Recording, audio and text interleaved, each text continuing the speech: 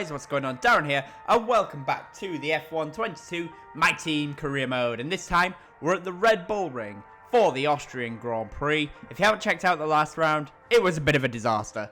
Silverstone, British Grand Prix, full wet race. We were atrocious in that race, and I have to only apologise for my performance because it was really bad, and we ended it in the wall.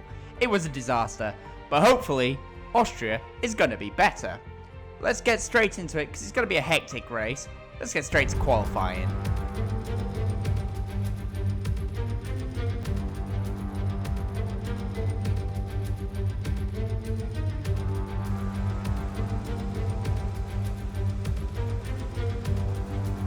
So, we're not even going to show you the Q1 lap. We got through to Q2 here at the Red Bull Ring. It was a crazy lap, and the best thing, the rain was just starting to come right at the end.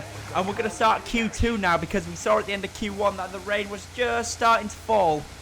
And as we start Q2, here we go, we're still on the soft compound tyres. And here we go, we leave the pits, but look at the skies and look at the screen. You can just start to see a couple of drops of rain just starting to fall on the track here at the Red Bull Ring. See, we had a big bit of oversteer, but here we go now to the qualifying lap in Q2, and the rain is falling here at the Red Bull Ring. This lap is going to count. We were the second car out on track, the first one being the Ferrari that is in front of us, so we're the second car to cross the line. That's going to be important. That means that myself and the Ferrari are going to have the best track conditions of absolutely anybody, which is perfect for us because that just might get us into Q3. Let's go now here into this left-hander. You can see we understeer a little bit wide. We lose a bit of traction. That's because the tyres are not having the best time of it in these getting wetter conditions.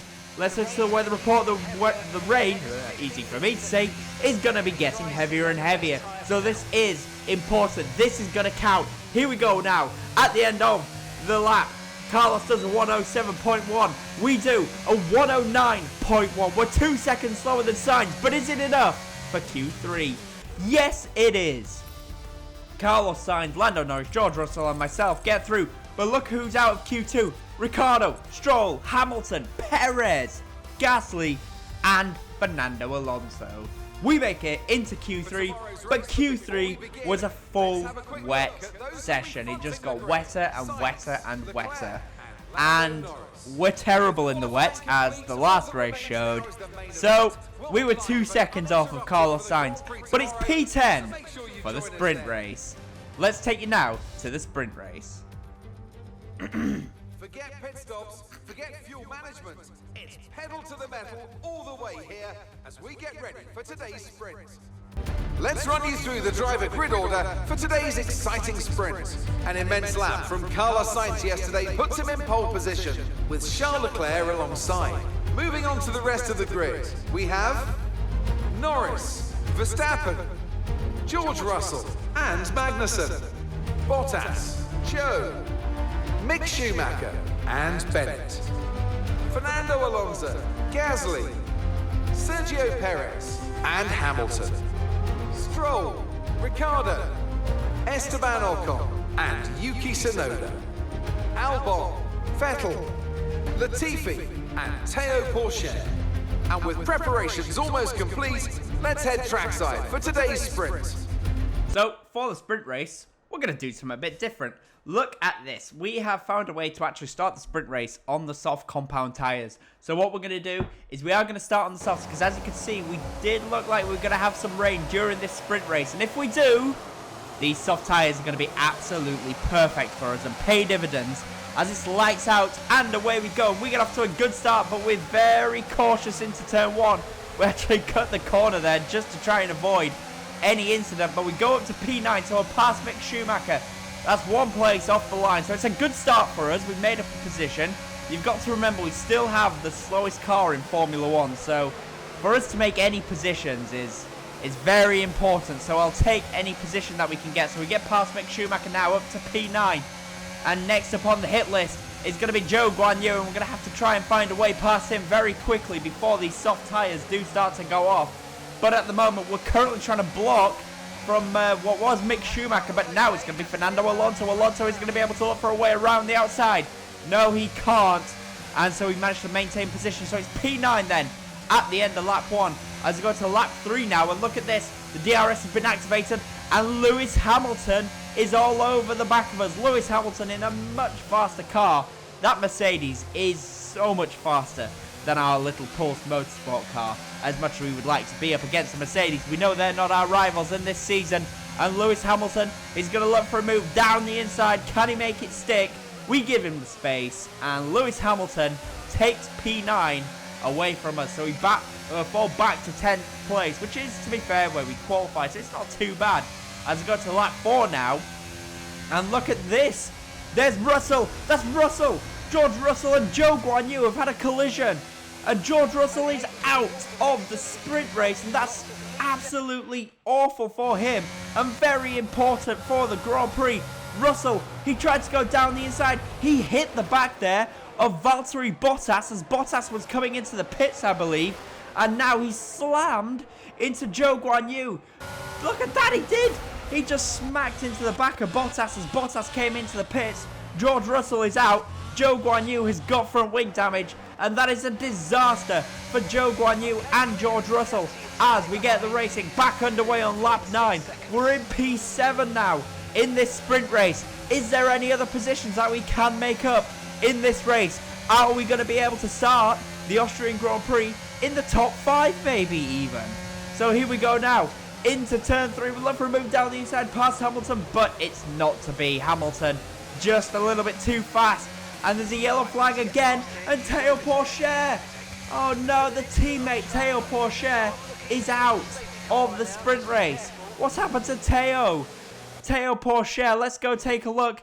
Théo Pourchaire, here we go. He is behind Sebastian Vettel, and he hits the back of Vettel.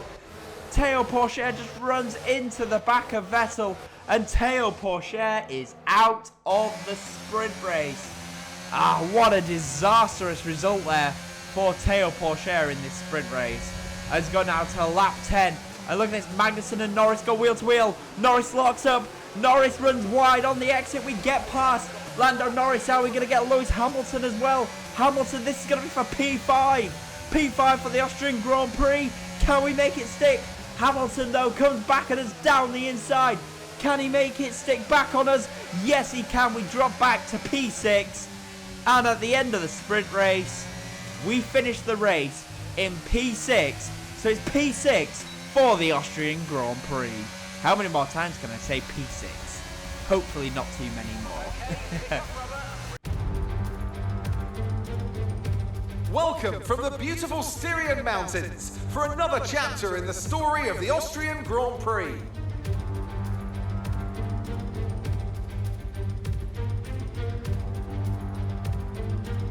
It's one of the shortest laps on the calendar today then, with 7 rights and just 3 lefts, making up the 10 corners of this high-speed circuit. Turn 2 is barely a corner at all. They'll be flat out through there, a left-hand kink into the uphill braking zone of turn 3. Turns 1, 3 and 4 are all potential opportunities to overtake.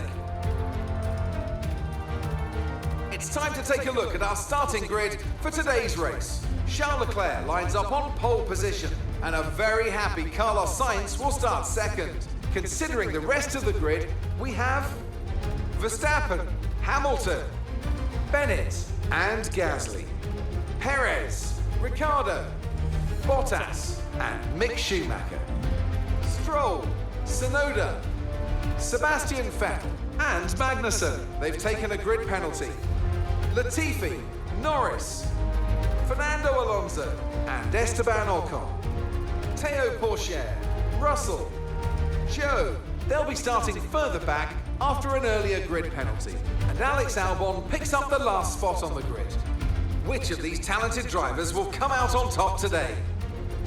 So it's time now for the Austrian Grand Prix. It's 5 lights, and when they go out, we'll be underway. We're actually starting in the top 5, which is, that's our best qualifying of the season. Anyway, it's lights out, and away we go, and Pierre Gasly gets us into turn 1. And is that Perez? Perez looking for a move around the outside into turn 1 as well, but he can't make that stick. Can we get back past Pierre Gasly? We're going to have the inside line into turn 3. Can we dive it down the inside? Get back past Gasly. Get back into P5. We go for it. We go down the inside. Can we make it stick? No, it doesn't look like we can. Can we? No. Gasly just gets a better exit from us. And Gasly takes P5 away from us. So down to P6 at the start. Not the best, but we'll take it. And there's a McLaren. Who's that? That's Daniel Ricciardo in the McLaren. He just dove straight around the outside. Ricciardo, our rival, goes right around the outside. Daniel Ricciardo. What a move. What a move by Ricciardo. I tip my hat off to him. That was a brilliant move. And Ricciardo takes P6 away from us. And we drop now to P7 as we go to lap 4 here in Austria. And are we now coming under pressure from Valtteri Bottas behind? Bottas, he's got the Ferrari power unit. He's got a huge power advantage over us. And Bottas, he's going to go down the inside. Can he make it stick in the Alfa Romeo? Or are we going to be able to take him back around the outside? We're going to get the DRS this time. And around the outside, we go back past Valtteri Bottas. So it's back up to P7 for us. But Bottas is not going to give this one up. Bottas back down the inside. But he can't make it stick. And we keep P7 there from Valtteri Bottas. What a race. This is already turning into Bottas again around the outside. He's a madman. Bottas is insane. But he can't do anything about it. It's gone out to lap 7. And now it's Mick Schumacher having a pop at us. Schumacher got past Bottas. And now Schumacher, he gets us. Are we going to be able to get back past Mick Schumacher? We're going to have to look for a move around the outside because he's closed the inside off. And Schumacher closed to the inside. But he gets it stopped at the apex, but literally stops at the apex. So that gives us an opportunity to go around the outside. It turns to the inside. And we get back past Mick Schumacher. What a race this is already. This is already far better than the Grand Prix was at Silverstone. If you're enjoying this race, please do smash that like button. And of course, if you haven't already, of course, subscribe to the channel for more F1 content as we come into the pits on lap 14. Lance Stroll also diving into the pits. And here's what we're going to do. We're going to do something a bit different. So, because we started on the soft in the sprint, it got me thinking we got 2 sets of medium tyres for this race. So what we're going to do is we're going to take off the mediums and we're going to put another set of mediums on. So we're going to do something different. We're going to do a 2-stop and we're going to see how this helps. Because tyre wear did seem to be high. So I was thinking, if tyre wear's high, we might be struggling towards the end on those hard compound tyres. So we're going to go onto the mediums and we're going to see if we can make it work for us. And, well, this is what happens. So we go to lap 27, so we're getting towards the end now of the stint. Not really that much happened. But as we get to the end of the stint, we get past there, Daniel Ricciardo. Ricciardo there, he's struggling for pace on those hard compound tyres. We had a big tank slapper, and that's meant now that Ricciardo's able to get back past us. And then into turn 3, we run wide and give the position back to Ricciardo. And this is a good little scrap here with our rival in Formula 1. And now we're going to go down the inside, back past Daniel Ricciardo. It was a late lunge. It was an awful lunge, but it was a very late lunge. And Ricciardo gets his butt at the end of the lap. Ricciardo dives into the pits. So as I was saying, Ricciardo's struggling on the tyres. And he's not the only person in the pits, by the way. There's a couple of drivers who have done 2-stops here today.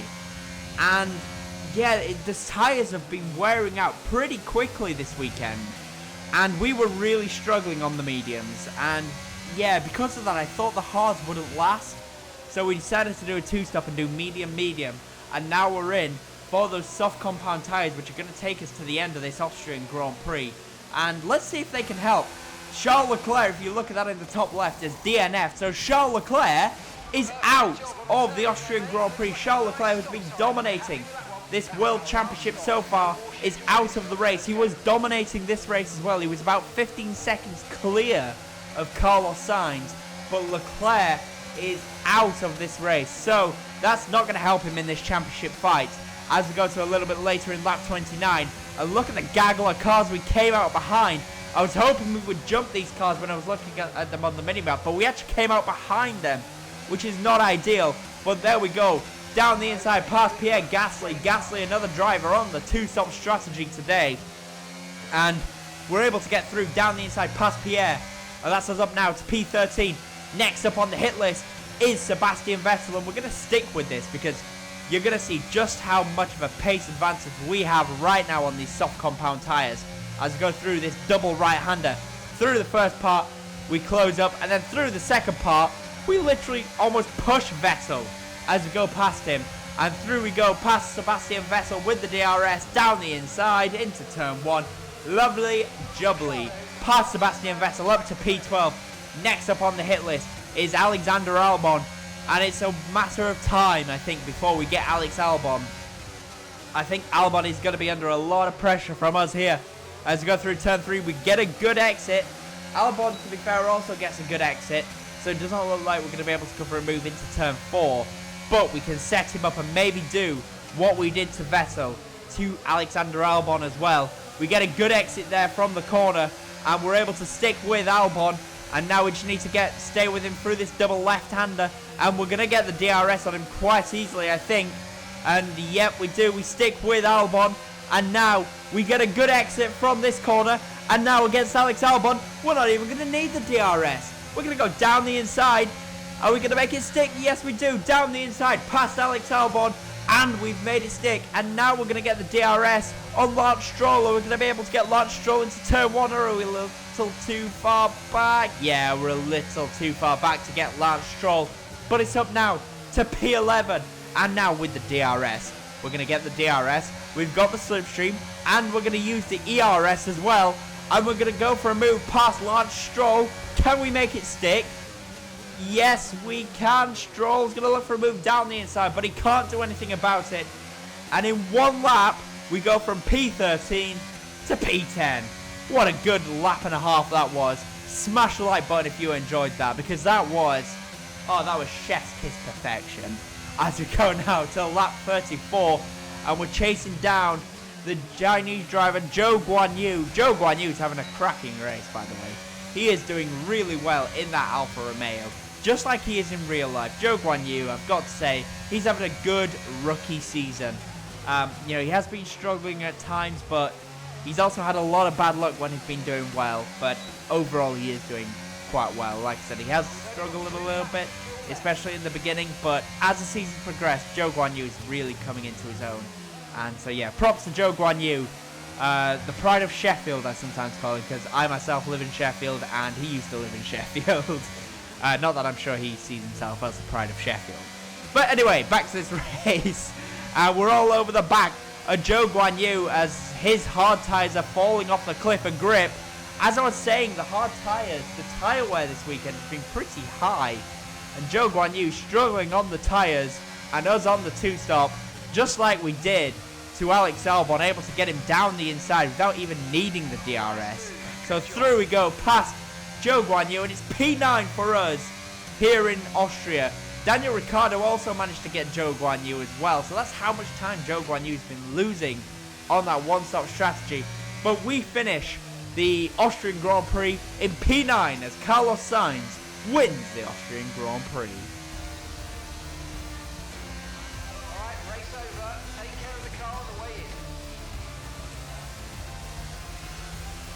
Tell me, Ant, how do you think they were able to deliver such an incredible result today? I guess Ant doesn't want to talk to Crofty. Fair play, not that many people do want to talk to Crofty sometimes, so yeah, Ant give him the cold shoulder there. Looking at the podium, you can see that red suit familiar to fans across the globe. A world-class win for a world-class team. Ferrari, do it again. Another race win for Ferrari. They're just unstoppable. Ferrari are flying in this championship, and if Charles Leclerc didn't have the engine failure, it would have been another 1-2 for Ferrari, with Charles Leclerc winning the race from Sainz. So yeah, this is turning into a very much a one-horse race in this championship, and it's for the prancing horse of Charles Leclerc. But Carlos Sainz wins the Austrian Grand Prix from Hamilton in second, Verstappen finishes third, Bottas fourth, Perez fifth, Russell sixth. So a fantastic recovery drive from George Russell, by the way. P20 to P6. What a race from him. Ocon seventh, Schumacher eighth, We finish in 9th, so it's a couple more points for Pulse Motorsports. And Daniel Ricciardo rounds out the top 10.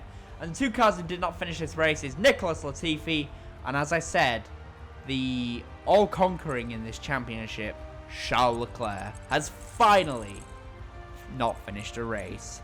In the Drivers' Championship, Charles Leclerc still leads the Drivers' Championship by 49 points from Max Verstappen in 2nd place.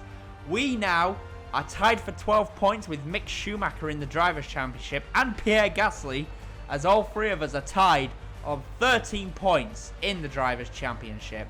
In the Constructors, we're still P9 on 13 points from AlphaTauri, who are in 8th on 17 points, and Ferrari are dominating the Constructors' Championship. So, just before we end the race, we got to contract renewal time with Théo Pourchaire. And are we going to keep Théo Pourchaire, or are we going to look for another driver? Well, let's go to the driver market and see what's available. We've got $3.12 million, so let's see what we can get with our money. We can't quite get any of the other drivers like Webber or Hulkenberg or Massa or DC, but we can get Zhou Guanyu. Or we can stick with Théo Pourchaire. We can't afford Nicholas Latifi, the GOAT himself, is worth more than Mark Webber. Wow. But I decided, you know what, we're going to stick with Théo Pourchaire. Overall, he is doing a good job. He's just had a lot of bad luck. So we're going to go with a low risk offer. We're going to give him a raise. Put him up to $1.62 million. And yeah, we're going to keep Théo Pourchaire on until the end of the season. Théo, your seat is safe with us, buddy.